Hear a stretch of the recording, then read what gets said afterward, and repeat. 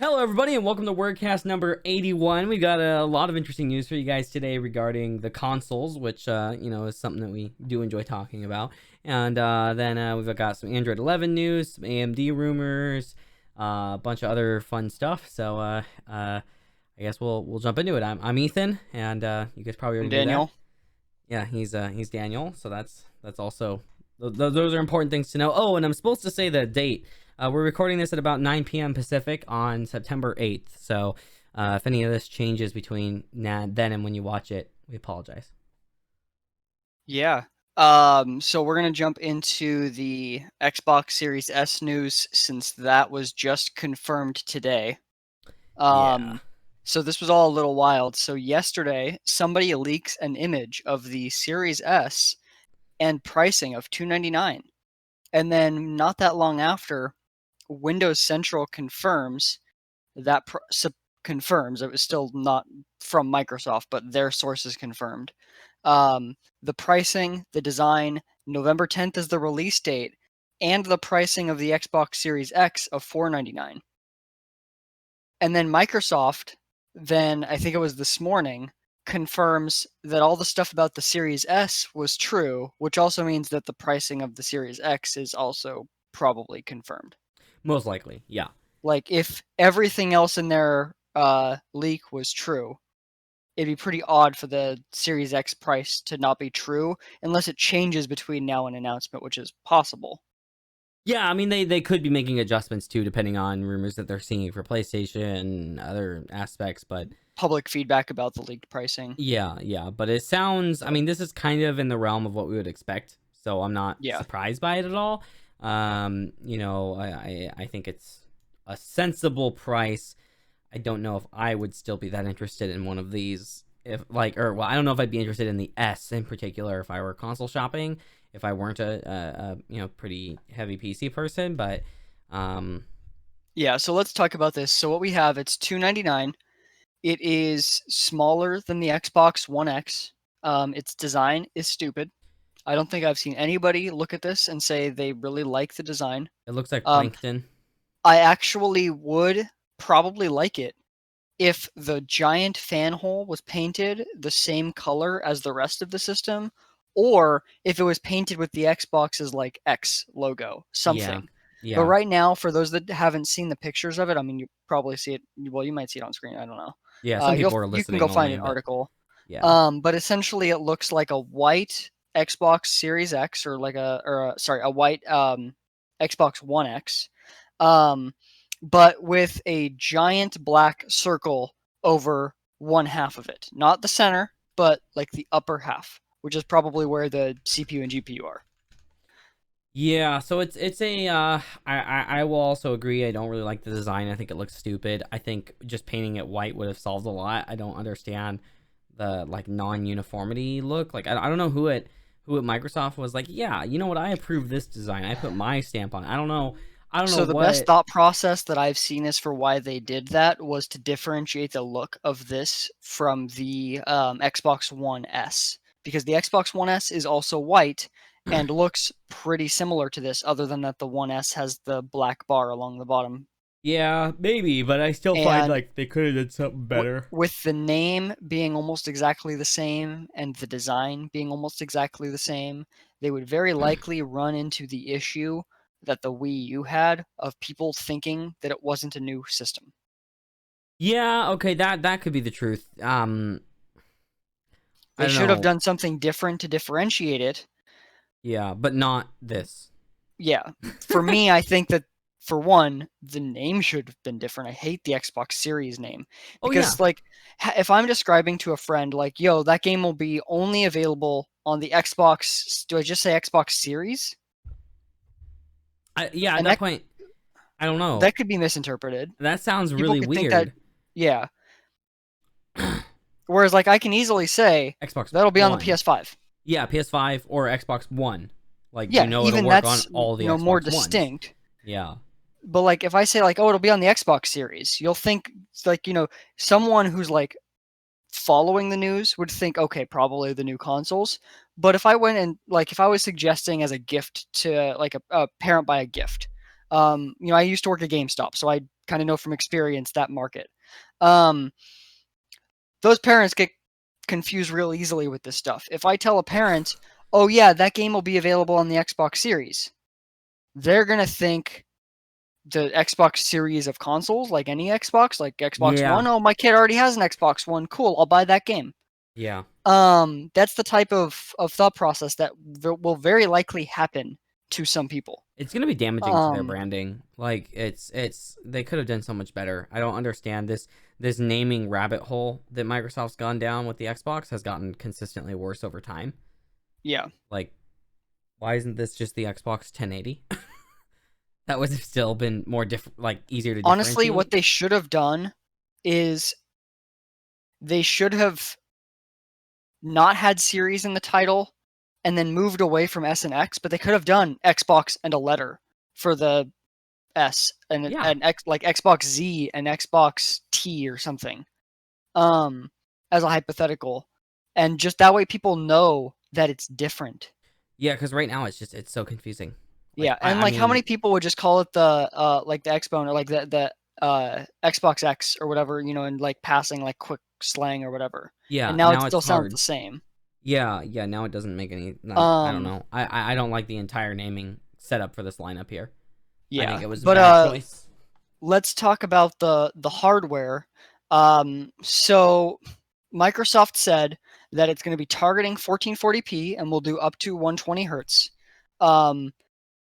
And that it will have ray tracing and an SSD. And so the idea is that, in theory, the Xbox One X is your 4K gaming console, and the Xbox Series X is your 4K gaming console. I think I said One X. Yeah. Well, again, the point taken, exactly.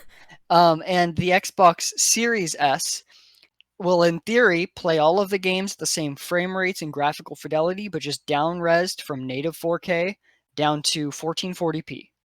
Which, quite frankly, real quick side note, is if that system can run games at 1440p that well, then in my opinion, what they should really be doing is just release the Series S into some form of DLSS. Yeah. Because if you already can do 1440p, 60 or 120 hertz depending on the game, if that was actually true, then like, why would you release a $200 more expensive, much more expensive to make box when you could just AI upsample and get almost the exact same image? Yeah, I don't know. It puts someone in a weird position. I don't know. I guess I guess that's my answer. I don't know, but let's talk about the storage a little bit. That's one other thing I wanted to talk about the performance hardware. You and I had talked about this beforehand, but I just, with the leaks that have come out about the Xbox, and most of them have been true so far. Yep. Microsoft needs to talk about the hardware. I can't if it can actually seem achievable to get this performance, then I could easily recommend the Series S to certain people. But as of right now, I could not, like, in good faith, recommend the Series S, because the rumors are that it's going to be a 4 teraflop GPU versus the Series X's 12 teraflop. I'm sorry, but it doesn't take a tripling of graphical performance to get the exact same frame rate and graphical fidelity, but just go from 1440p to 4K. This is the same GPU architecture, so the teraflops are comparable. It shouldn't take that big of a GPU jump. Like, we're talking more than doubling in physical size of the system to go from 1440p to 4K and a slightly bigger SSD that doesn't take up any space. It's a little. And a disk drive, I guess. Yeah. I mean, teraflops and flops and stuff are obviously no real proper indication of performance. Like, we don't know yet for sure what silicon's being used, so maybe there's something here that makes it so that 12 teraflop GPU ends up being necessary, because maybe there is some hardware upsampling or something like that on the 4 teraflop Series S. Well, they're stating native, but they're stating native 1440p that upscales to 4K. So They're that essentially saying that the Series S is what I thought that they should have done with consoles this entire generation. Is I felt like this new generation should have essentially been a really fancy DLSS box. yeah. Make the hardware the best you can make it to where with upsampling you get amazing high frame rate images at 4K, but via the upsampling. Right. And that is essentially what Microsoft is indicating the Series S is going to be. Meanwhile, we've seen Series X games and none of them look like spectacular. I would just think that for $200 doubling in size and tripling the teraflops, you'd get a little better than just a resolution bump. Yeah, I mean that's a lot of money to spend on that to just And bump that's up the where I think that resolution. there's like, There's something maybe doesn't feel Microsoft right. is, it's entirely possible that Microsoft is just taking more of a loss on the Series S because it is digital only. And it is entirely Yeah. possible that they should be pricing it at $400 if they were not taking a huge loss. And if that's the case, then that makes sense. But I just want to see the hardware before I recommend anyone pre-order this when pre-orders go live. Yeah, yeah. No, It's I simple as agree. I that. think it's yeah. They've got to reveal more before the pre-orders happen. I mean, I don't know. It's just there's so much hype and so much consistent rumor mill and stuff with the console launches, which like I Mm-hmm. get to a point, but it's just like it's kind of nice when you don't have a staggered launch, whereas like when you get new GPUs, Nvidia's like, hey, here's the GPUs and like everything about them. And Yeah. here it's like here's 17 different presentations about the Xbox Series and the differences between them, and one will be hardware but only some of the hardware, and then there'll be some more of the hardware, and then some of the software, and then some hype about Yeah. Lego Star Wars. It's just like I I don't do think understand. part of why we're where we're at and why things aren't that clear is because of the leaks from yesterday. Like Mm, Microsoft, to be clear, did not intend on announcing this news today. It was not like they were like, "Oh, we're prepping for dropping the news," and it got leaked the night before. right, they were This gonna be stuff got going, leaked. yeah, Microsoft was like, "Oh, well, the secret's out. We're just going to confirm it." yeah. Which I mean, I guess, And and to some extent, I mean, you start to question: does it make more sense to stay quiet about it, or does it make more sense to just tell everybody it's true? well, I think in this case they needed to confirm it because, like, before the confirmation, all that was being talked about was that it was not that good looking. And now after the confirmation, people like know that the price is real. And so they're talking about, oh, this is a supposedly 1440p version of the Series X for $300. Let's Yeah. go.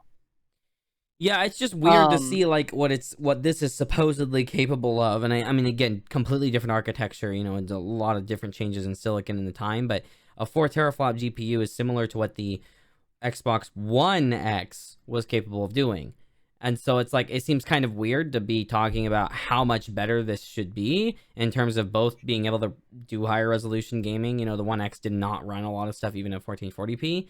no, the One X ran a lot of stuff. It ran a decent amount of games at native 4K. The issue was that it ran it at 30. Right. Okay. Yeah. So yeah, that's right. They sacrificed frame rate instead. Plus, you had some Yeah. lower texture reses and stuff like that were more obvious, and so it makes you wonder like if they're trying to get the ray tracing, which there is dedicated hardware for. So yes, but they're also trying to get better graphical fidelity out of something that's running at 1440. With a 4 teraflop GPU is it makes me curious. Like I'm curious to see what the performance is really going to be like. Obviously this is all like kind Yeah, of it's rumor. also really hard to speculate because we don't have any point of reference for RDNA 2 teraflops. Like you Yeah. can generally do a pretty decent job at comparing teraflops among the same architecture because it's the same architecture. Yeah. But we just don't have RDNA 2 teraflops to compare to. If we had a different GPU out, then that would be a little different. Yes. More on that Um, later in the podcast, though. yeah. But the other big thing that needs to be talked about with the Series Oh man, S specifically is the storage. So they it's announced that it will have 512 gigabytes of storage. That is extremely concerning to me. Like same. the 825 on the PS5 was already like troublesome. But 512, when you take into account, like, so if we look at the Xbox One that had a 500 gigabyte hard drive. You Right. had like 380 gigabytes or so of usable storage. If my assumption is that Microsoft is going to find ways to cut down on how big the OS was, let's be optimistic and let's say 450 gigabytes usable storage.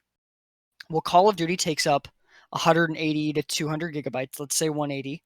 NBA 2K takes up like 90. Halo 5 takes up 90. Let's assume Halo Infinite will probably take up more since it seems like it's a big open world. Let's assume 100, not much more, but some more. That already right there is like 370 gigabytes. Yeah. That's pushing you. So assuming that Microsoft has saved way more space than they have in the past, you're looking at 70 gigs free. That's enough for FIFA and Fortnite maybe, but that's not enough for even another AAA title. I If don't you know. play Call of Duty, which is one of the biggest titles as far as storage goes, you pretty much are limited to 3 other AAA titles on this without having to swap storage around. That seems absurd. It is absurd, and this was one of my concerns, and I was vocal about this in some previous podcasts, I'm sure. Where I was concerned that when the consoles were going to go to SSDs, we were not going to be able to get big enough space for the prices that they're trying to target. Yeah. And we did for sure. I know this 100%. We talked about the 825 being a limit on the PS5, and we were kind of weary about it. But then the one advantage. Go ahead, real quick, and then I'll say my thing. Yeah. So then you jump into 512 is starting to be just completely ridiculous. Like, unless you only play one game, which like I know some people that only play like 1 or 2 games, that's just but for the most part people like to have a variety of games installed. That's horrible. And we already have data cap issues and stuff in the US. So it's not like you can just delete and re-download all the time. Yeah. And like it should be noted, so some games will see probably a pretty significant size reduction with SSDs. If you look at Spider-Man is the example Sony uses, but if you look at like a cross-platform game, and a made for SSD version of GTA should be reasonably well, before you take into account the increased textures, it would be dramatically smaller because any like open world city based game is going to have a lot of duplicate assets because if you look at real world cities, there's a lot of duplicate items, parking meters, benches, mailboxes, stuff like that are generally pretty consistent in look among like a downtown area of a city. Yeah. And so you're going to have duplicate assets. Well, duplicate assets on hard drives have to be on the hard drive multiple times. Spider-Man is constantly used as an example because the developers have publicly talked about it. And they said that they had a mailbox on there 400 times on the hard drive. Even if that mailbox is, 1/10 of a gigabyte, or 1/100th of a gigabyte, that's still a lot of storage. That's still 4 gigabytes of storage just for mailboxes. Yeah, and I mean, even if you drop it all the way down to just being like a megabyte in size, which is depending on texture res, maybe not unreasonable, but that's still half a gig of extra wasted space. And you do that, 10 times, 20 times, 30 times. It's a lot of space savings. So I guess and then that you is take an into important account that next gen will have higher res though. And that's why, like, I'm assuming a game like Call of Duty will probably get some SSD based optimizations, but I don't know though, nowhere because on near PC it's huge, and PC does not do the same like duplicate stuff on the yes, hard drive. any game with a hard drive does that. Well, right, but That I is mean, how you make games for hard drives. right. But I'm saying that so the PC doesn't currently games don't currently detect whether you're running on an SSD or hard drive for the most part. So they don't have any of the SSD optimization. They only are made around hard drives. You don't get any of the space savings that you would get from having an SSD on PC because they don't know that, and so they have to build for hard drives. So the way that this works is like any aspect of the world that you're in, any like chunk, maps to like a chunk on the hard drive. And so if an asset is needed there, it's faster to have that item in the chunk of the area you're trying to load rather than having to load some of that chunk and then pull from another part of the hard drive. And so that's why they have the asset multiple times, especially for open world games, but in general, just for most games, is if you're trying to load something, it's just faster to do that if you can load the area and that's it. And so if you need to have multiple assets throughout a game, you have them where, like, in whatever chunk of the hard drive the rest of that chunk of the world is in. I guess it makes me wonder though how much control they have over that on PC, right? Because like Like They would it's have the same amount of control as on consoles because you're literally like how how they essentially build out how the game is stored is this way. Games are stored like when they're essentially mapping the game to a hard drive, which they do in engine like higher level engines. You're essentially like having your chunks assigned based like that's how they get stuff to load fast. Like you couldn't load an open world game very well if it was trying to pull data from anywhere on the hard drive at random.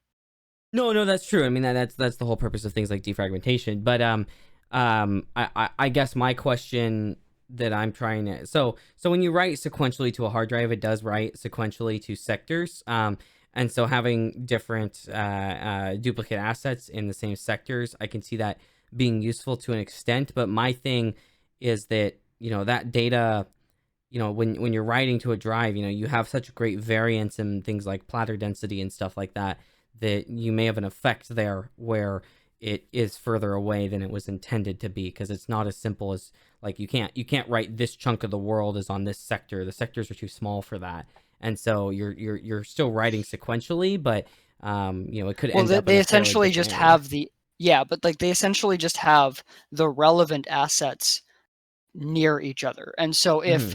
if you have one section of the game, like let's say one part of a Warzone map, one like corner, you have some asset in there that's then used on the opposite corner. Well, that data is probably not particularly close on the hard drive. That's just common sense that that's not how the map would be laid out, is that the opposite corners of the map would be near each other. So you'd probably be putting a duplicate asset of that with the rest of that other data from that other corner, so that when it needs to grab the data, no matter what, it's now closer because it's Yeah, near the well, data. and I suppose with the sequential write that would make sense. Yeah, yeah. Yeah. So, And so that's what happens on hard drives. Sorry for that little tangent. well, no, I Whereas think on it's important to, SSDs, yeah, yeah, but like so on SSDs, you pretty much just need the asset on there once because it's so fast to seek for that information. yeah. You're removing all of that seek. It's just here. There's the data. Load it. And if you need to load it twice or 5 times or 100 times, no problem. Just keep doing it. Um, and so just all in all, you can cut down on a lot of space if you have a lot of duplicate assets. A game like Call of Duty, for one, it's still being made for current gen consoles and for PC. So it's not like they're going to be doing SSD optimizations for the next year or two, most likely. Yeah. But even when they do, Call of Duty doesn't tend to have too many duplicate assets. Like it's not a dense city where it would make sense to have the same asset 400 times on a They have map. such a big variance in area, yeah, that it's like there's a lot of assets in the game. Just a Yeah. lot. And so when you take a lot of assets and then you increase the resolution of those assets, even if you can cut out some of them, probably you're probably not gaining file size at all. You're probably still losing a decent amount. So even if Call of Duty right now is 180 to 200 gigabytes, I if they think with don't the new make a DLC it's change, closer to 250 now. It's fucking crazy. well, yeah, I don't know because like I know that the updates were huge, but some of that is replacing data. Yeah, yeah, no, that's true, but I think Like the when the total Warzone map capacity, changes, it yeah. I yeah. don't have the game installed, so I don't know. Yeah, I was going to check and then I remembered Um, I uninstalled it.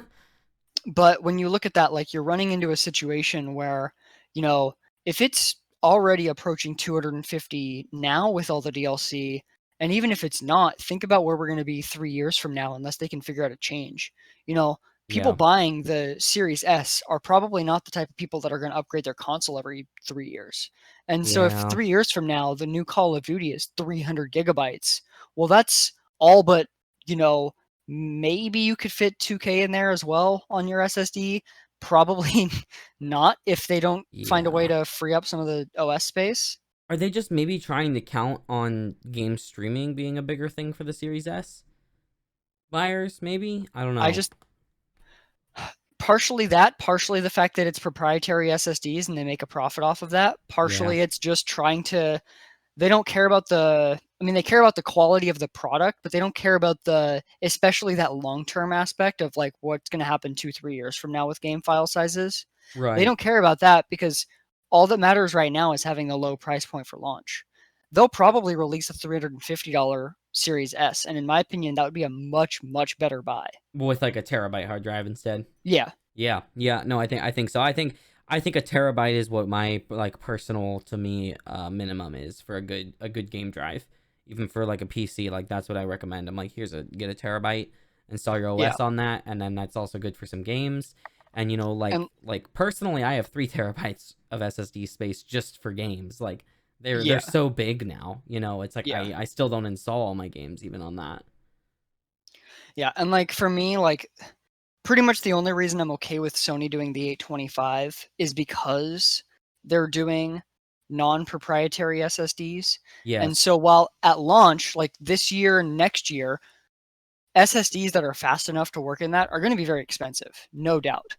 But again, this is more so my concern about storage is in the short term, but more so in the long term as games continue to get bigger. Mm-hmm. When you look at 3-4 years from now, with the way SSD prices have been pretty consistently dropping, as far as at least for the quality of SSD that you're getting, speed wise, I should say, not necessarily overall quality because QLC. Well, But QLC's had issues with speed too, but they're yeah, not using QLC here. I can say that the oh yeah. reliability is too much of a concern. I don't think they would risk it. This is probably TLC. But when it comes to the SSDs, you're looking at, because it's non-proprietary, you're looking at something where there's going to be competitors, there's going to be a bunch of different options. You don't necessarily need the absolute fastest. Like there's going to be 7 GB a second SSDs this year coming out. But you only need whatever the bare minimum that Sony finds gives them enough headroom to make it work, which is probably going to be 5 3/4 or 6 GB a second for most drives. Yeah. And so, you know, if you can buy below the top tier of PCIe 4 SSDs, then realistically in a few years, like they'll be a pretty reasonable price for a much better SSD than the external ones you're buying from Microsoft. Yeah. That's the thing is Because the I do not Microsoft like. ones are still like only 2.4 GB a second, I think it is. Yeah, the proprietary format that they're using it's disgusting. Yeah. I don't. That's not how you treat consumers in general. I'm against that's kind of like anti-right to repair type stuff, right? Where it's like Mhm. it's longevity wise, it does damage the longevity of a product when you can't replace components yourself. And it's especially interesting when like we were talking about it before, and it's like you would think, based on what we've heard about the SSDs, that Sony would be the one with the proprietary because they're doing more custom stuff. But instead, what Sony did was Sony put in extra work to give the IO controller headroom above what they need for the internal SSD so that they can make external SSDs work and still be able to achieve all that they want to achieve. Whereas Microsoft is going with slower SSDs, which should be easier to make external ones open, and they're going proprietary. It's kind of backwards. You'd think It it would be is. the slower one would be the open one, and the more custom one would be the It, proprietary. it doesn't make sense. Now let me ask you this. Is there replaceable internal drives for either of these, or are these both external only? Do we know? Well, I think that the Sony one is technically internal. Like there's probably going to be, from what it seems like, you're going to be able to pull off the sidings of the PS5, and so somewhere in there is going to be an M.2 slot. Because Okay. they said it's just an M.2 slot, and you have to have an M.2 drive small enough to fit in there, is what they've said. Okay. Like they've said that like some of the really fast ones that have big heat sinks won't fit, for example. That doesn't surprise me, yeah. But I mean, most Um, of those you can remove the heat sinks and stuff. So yeah. I'm sure Um, it's probably a standard like 2280 size SSD, 22 yeah, by most 80. likely. That's super common. So Um, but yeah, it's just weird that Microsoft is the one going proprietary, but like Sony learned their lesson with the PSP and PS Vita proprietary storage. People really did not like that, especially with the yeah, Vita. It was so expensive. it was Um, ridiculous. Yeah, and I actually I missed my Vita, yeah. or not my And Vita. I missed then my PSP Go. Oh man, I had that too. Oof. yeah. But yeah. And then we'll talk about the Series X real quick. So the pricing was confirmed by Windows Central as $499. And this is also releasing November 10th. Overall, that pricing is about what I expected. Pretty much like dead So on. that's Yeah. cool. I think for what we know of the hardware, albeit, yeah, Halo Infinite didn't do a good job of showing off that hardware, but the hardware itself, from what we know of, seems extremely capable. It seems, other than the SSD, more capable than the PS5. Yeah, So I think that's a really good price for the hardware. But what's really interesting from a pricing perspective, and this is where I think Microsoft is doing a fantastic job, is the agreed. leaks about Xbox All Access. So Xbox All Access right now allows you to get an Xbox One X and Game Pass Ultimate, which is Gold, Game Pass for PC, and Game Pass for console. Right. And you can get it for, I know it's $20 for the Xbox One S. I don't know. I think it's like 22 or 25 for the One X. Somewhere around there. But overall, like a pretty good deal. And then these leaks indicate that um, the Series S is going to be $25 a month for Game Pass Ultimate and the Series S, which puts you at a total two-year cost of $600, which is $60 less than if you were to buy the Series S and 2 years of Game Pass Ultimate on their own. Yeah, Fantastic. You're yeah, that's saving money to pay for it monthly. it's a great yeah. So that's kind of backwards from what you normally would do. Of course, normally you pay more if you pay monthly interest or just in general. And obviously, if you keep it longer than 2 years, then yeah, because is it 2 years and you own it? It's 2 years and then you own it. Oh, wow.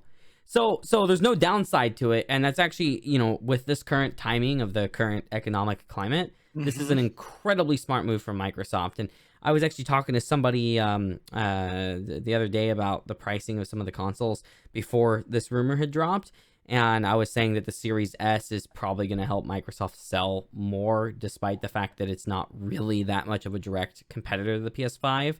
But then if you start to factor in this, then I really start to feel like Microsoft's going to probably sell more, at least initially, than Sony, unless maybe Sony's going to end up doing Well, something similar. initially they're both just going to sell what their capacity is.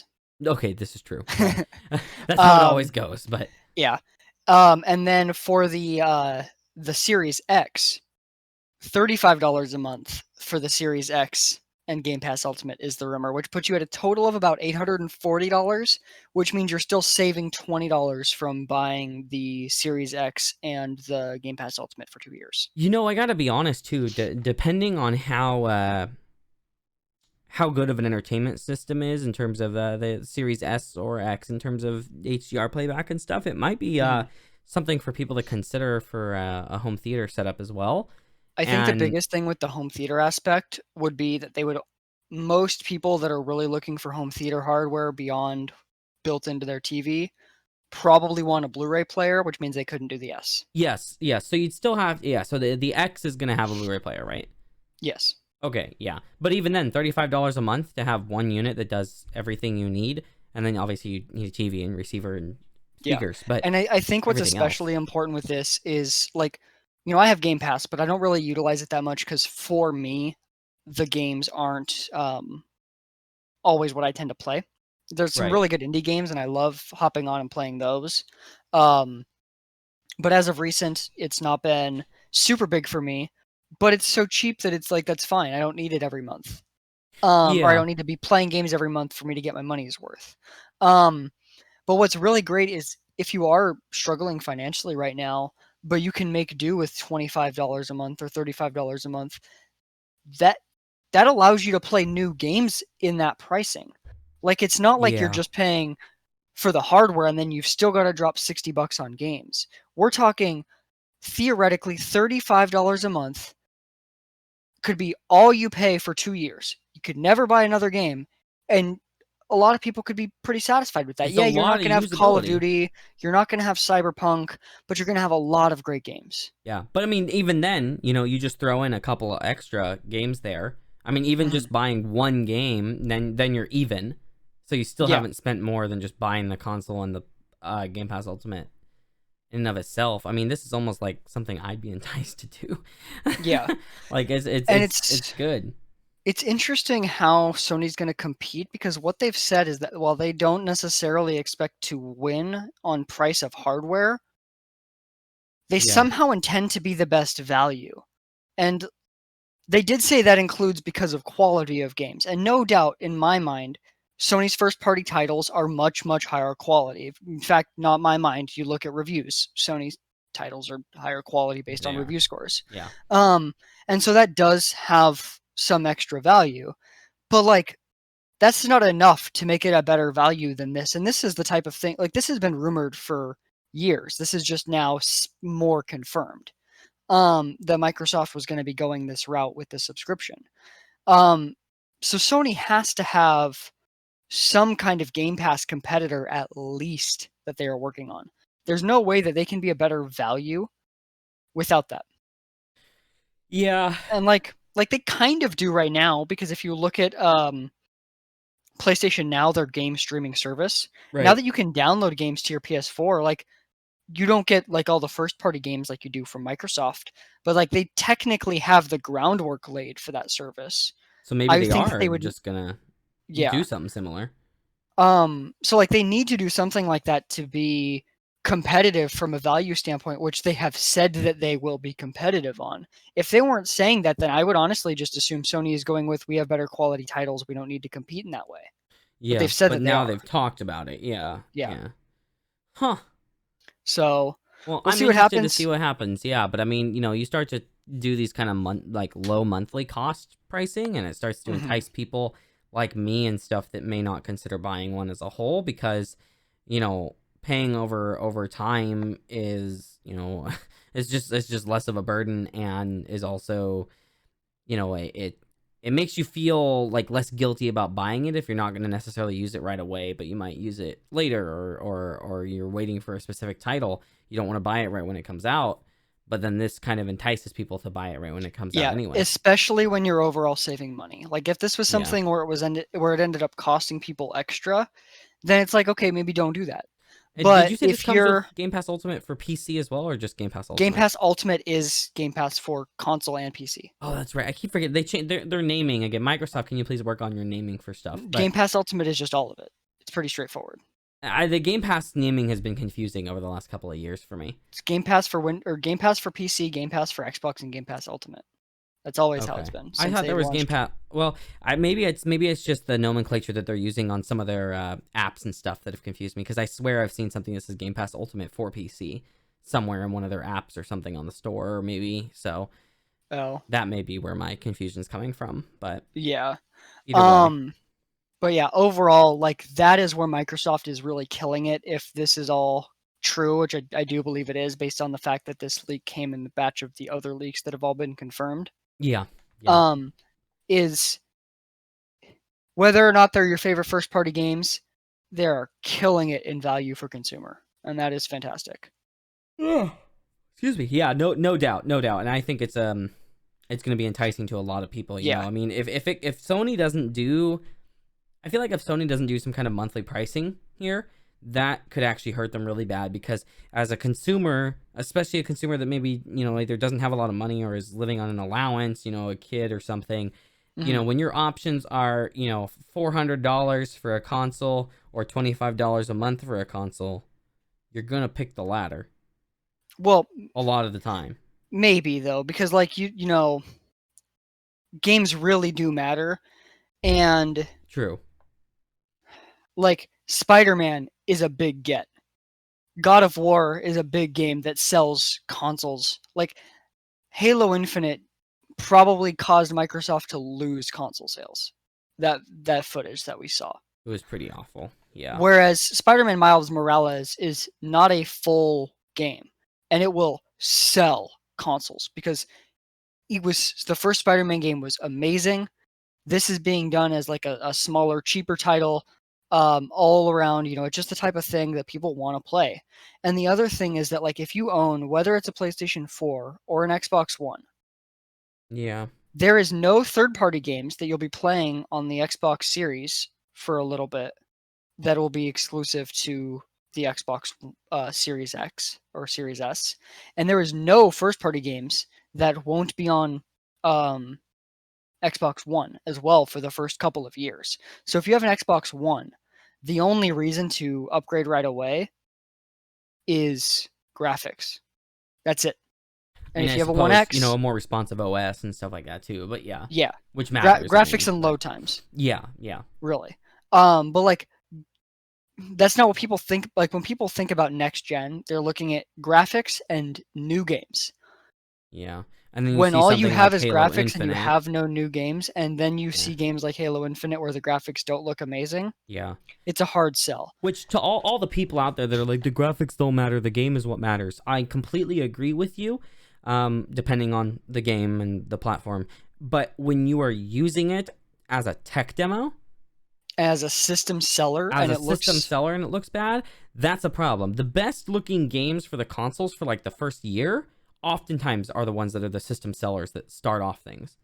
yeah. So And when Sony is adding like gameplay mechanics to their games, and Microsoft is making their games look like up-resed Xbox 360 games, and adding a hookshot that even Legend of Zelda had on the N64 and Doom has and stuff like that. Like it's yeah, not adding like it's not a it's lot of new changing the Halo functionality. formula by moving to open world, and some people will like that and some people won't. Yeah, But it's not really adding anything new. Whereas like Horizon Zero Dawn was a very interesting, very unique game with its like very unique story, some unique gameplay mechanics. yeah, And and so it's like that Microsoft type doesn't of have thing. anything in that realm right now. Yeah, for now, Yeah, Microsoft has been buying a lot of studios, and this first event was more of a Game Pass event. I think that was a mistake that I think they should have marketed it as a Game Pass event, and I think people would have been really hyped. yeah. But marketing it as this is your first look at next gen, and then doing that, I Microsoft's don't done a think. bad job with marketing around the Xbox as a whole, Yeah, I think. I mean, when it comes to naming, when it comes to the presentations, when it comes to containing leaks, when it comes to this, it's just they haven't done a great job. And going real quick back to Halo Infinite, is another thing I want to emphasize there for those saying that graphics don't matter. Halo is one of those titles that's been known to show off console graphics. That's been one of the things it's been best at. mhm. That's like like saying Crisis. Oh, graphics don't matter. It's like no, that's like half the reason people care about that game. I bought Crisis 3 because of the graphics. Ended up loving the game as a story, but the sole reason I purchased it was because I wanted to see what it looked like in person. Yeah. And that can sell a console or a game The or yeah. the other issue when you look at the graphics with the Halo Infinite situation is that you're not talking about a situation where it just doesn't look that much better than Halo 5. You're talking about a situation where when you compare it, like it looks worse. It looks worse than Halo Reach. A Yeah. lot of people complained about that online, how it looks like they took like Halo 3 or something and just upresed it to 4K. Well, and they have Halo 3 maps and stuff on there. Remakes of the maps. I wonder if they're duplicating assets and just rebuilding those assets or something instead of trying to go from scratch. I don't know. Yeah, I don't know about that. I think it was just the art. I really think it comes Yeah. down to just they just didn't choose the best art style for showing off graphics. Yeah. And it's like, and the game's not done yet either. It might look amazing when it comes out. Well, and they delayed it because of And the they delayed feedback. it because people So, complain. Yeah. So it better look amazing when it comes out. But it's just disappointing because it's like that was supposed to show off this new generation of consoles. And I don't know. yeah. And then you look at, like when you look at Sony's event versus Microsoft's event. Sony announced a racing game, Microsoft announced a racing game. Sony showed gameplay, Microsoft didn't. Yeah. That's the type of stuff that gets people to really care about the system. Right now, yes, Microsoft has the consumer value advantage. But like for me, I mean, I can play the Xbox games on my PC and I have Game Pass Ultimate already. So I'm not particularly worried about buying an Xbox console. Microsoft is already going to get me to play their games when they're good games. Um, but if I didn't have a gaming PC and I had to choose between the two systems, like I only have so much time to play games. And so ultimately, if it means having less access to games and spending a little bit more money, I would go with the PlayStation because, in my mind, for now, the games that Sony is putting out and has been teasing have consistently been better. But Microsoft is doing things to change that in the future.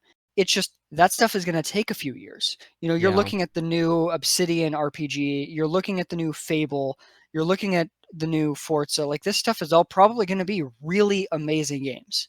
Like, they have a Yeah. lot of potential. As long as they don't fuck it up, and I don't think they will, then Microsoft is going to come out with some heavy hitters and a little bit more of a diverse portfolio than Sony's been doing. And so that's all a great combo. Yeah. And But then that's years out, and you well, should not buy a system for software that is years out. yeah, no hardware for software.